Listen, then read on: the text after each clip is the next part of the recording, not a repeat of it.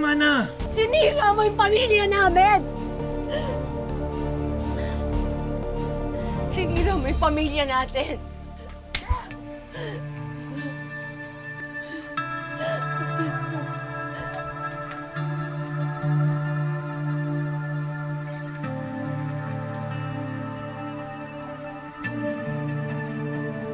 Naku, Marie, nung nahuli mo sa akto, anong ginawa mo?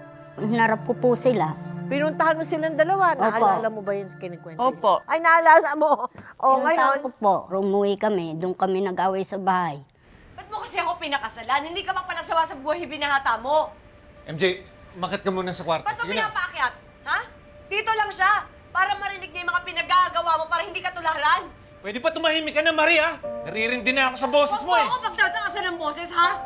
Pagkatapos mong magpakasaya sa kabit mo?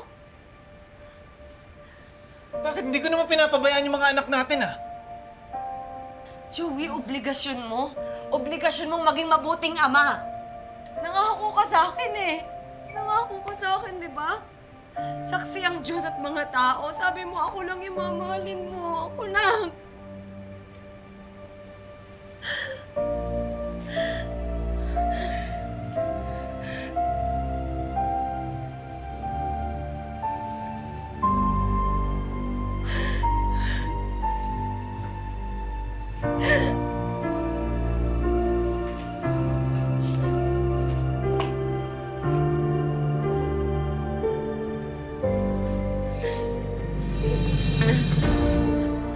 Tama na.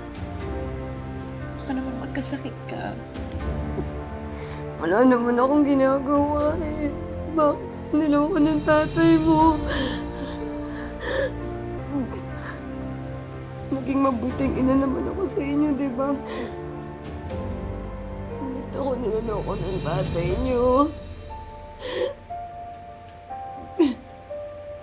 Nung unay na konsensya naman si Carol at nakipaghiwalay na siya kay Joey. Pero sa kabila nito, hindi agad pinatawad ni Marie si Joey. Malimit siyang maghinala na niloloko pa rin siya ni Joey. At madalas itong nakikipagkita kay Carol. Saan ka na naman galing? Sa babae mo? Ano to? Ano pinagsasabi mo? Dito mo na masubukan akong pintor.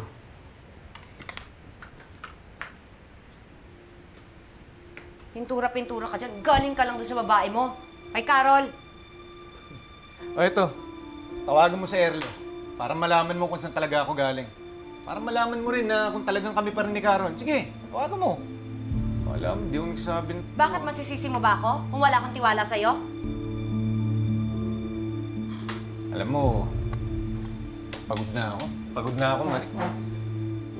Pagod na akong patunayan sa'yo na nagbago na talaga ako. Kung wala ka ng tiwala sa akin, wala ka ng respeto. Ano pa't nananatili ako dito sa bahay na to? Alam mo, Marie, mabuti pa. Hiwalay na lang tayo. Tapusin na natin to. Ang dali mong sabihin yan, maghiwalay tayo? Pagkatapos mo akong anakan ng anakan, hindi ako papayag. Araw-araw mong pagdusahan yung kataksilan mo.